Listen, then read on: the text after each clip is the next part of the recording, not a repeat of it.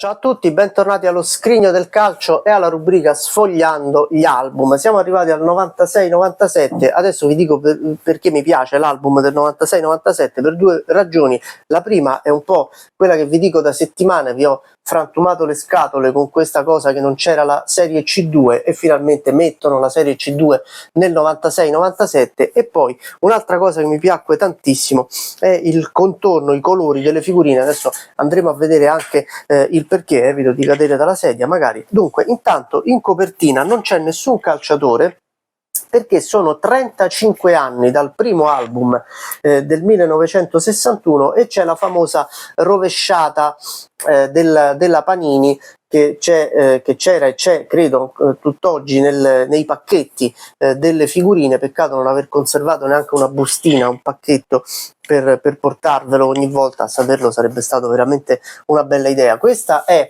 la copertina dell'album 96-97, che non ha giocatori, che ha questo sfondo verde e giallo e la famosa rovesciata con il pallone che finisce per diventare la O di calciatori, se vedete un po' il titolo. Andiamo a vedere all'interno rapidamente come funziona l'album. Intanto c'è una pagina introduttiva, il famoso sommario che c'era anche nei libri di scuola. Ci sono le squadre della Serie A, le squadre della Serie B, poi la Serie C e le coppe con la pagina a cui corrispondevano, quindi se si voleva andare a leggere, a cercare la particolare squadra, bastava vedere il numero della pagina, e c'è proprio scritto qui un po' la Panini aveva informato i tifosi, gli appassionati della 36esima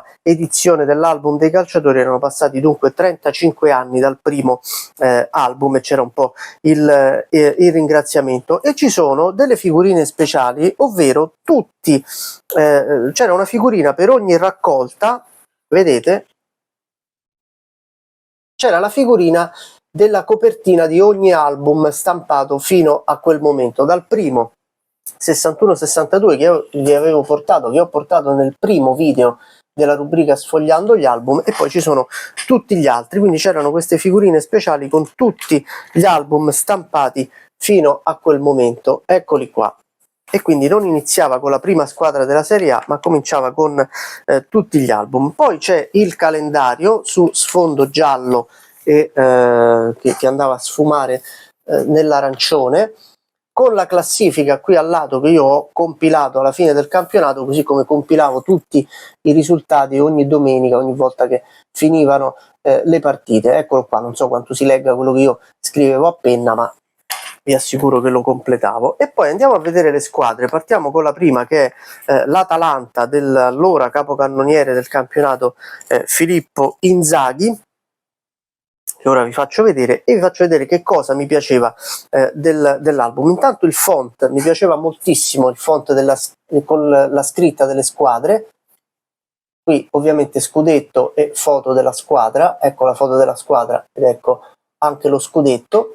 Due pagine ancora, le notizie sulla società e gli altri giocatori, che vedete qui, e poi le figurine che hanno il contorno che a me piaceva tantissimo, che era il contorno giallo, un po' perché il giallo è probabilmente, anzi sicuramente è il mio colore preferito, e un po' perché io, quando avevo fatto l'album, come vi ho raccontato quando abbiamo analizzato l'album 88-89 che feci dopo l'88-89, acquistando proprio l'album e tutte le figurine che metteva a disposizione la Panini, speravo che un giorno la Panini potesse rifare le figurine con il contorno giallo, e nel 96-97 fui accontentato e ci furono le figurine con il contorno giallo che mi piacevano tantissimo. Tra l'altro semplici, tutto giallo, soltanto un triangolino verde alla fine e la scritta in nero. Ecco qui come erano composte le figurine del 96-97. Vi faccio vedere la squadra campione d'Italia di quell'anno, che è la Juventus di Lippi, campione d'Europa in carica e che vinse lo scudetto nel 96-97. Eccolo qui. Vedete tutti i nomi, tutti i giocatori abbastanza storici.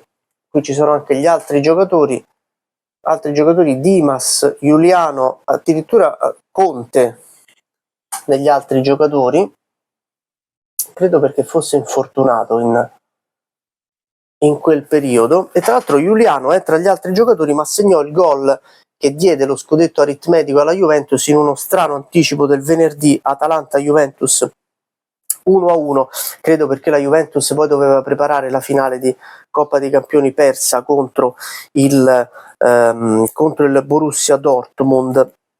Faccio vedere, tanto qui c'è Allegri nel Perugia tornato in Serie A dopo tanti anni, che però finì subito in Serie B. Vedete, in questa pagina qui troviamo Massimiliano Allegri e troviamo Marco Negri, che segnò tantissimi gol in quel Perugia, che poi ne segnò tantissimi andando in Scozia nei Glasgow Rangers. Poi ebbe un infortunio strano all'occhio e poi si perse un po'. Sembrava un grande bomber anche eventualmente per la nazionale italiana, invece poi si perse. Questa è l'ultima Reggiana in Serie A, Reggiana 96-97, che abbandonò il completo Granata per riprendere anche il colore blu insieme al Granata, come potete vedere nelle figurine.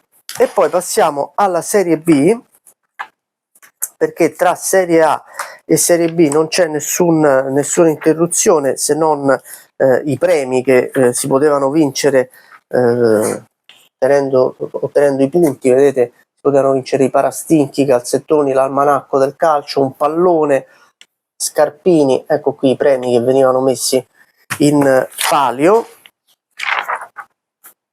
E vi faccio vedere la Serie B, che è strutturata più o meno come la Serie A, stesso tipo di figurine, ovviamente figurina doppia per la Serie B, o addirittura non so se erano 3 figurine in un però perché erano singole, vedete, figurine più piccole ma singole, non sono attaccate come erano di solito. Qui faccio vedere il Bari, che è la prima squadra della Serie B, con scudetto, squadra, altri giocatori qui in fondo, e un po' una cronaca dei giocatori, un po' la carriera, il riassunto della carriera dei giocatori accanto. Che cosa possiamo vedere del 96-97? Beh, il Castel di Sangro, ovviamente il primo storico Castel di Sangro in Serie B, squadra diventata praticamente leggendaria in Italia. Vediamo anche chi ha vinto il campionato di Serie B in quell'anno: il Brescia.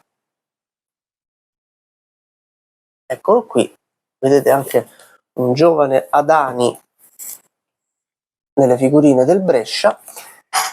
E passiamo alla Serie C, perché, come vi ho detto prima, vi ho assillato dicendo che non mettevano la C2, adesso andiamola a vedere visto che l'hanno messa. Qui ci sono i calendari di C1 uguali a Serie A e Serie B, non cambiava praticamente niente. E qui ci sono le squadre della C1. Ovviamente la C1 aveva sia lo scudetto che la squadra, che la foto della squadra. Questo è il girone A,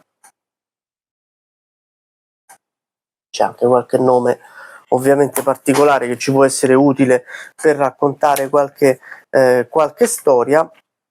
E qui c'è il girone B, faccio vedere calendario e prima parte delle squadre da una parte e poi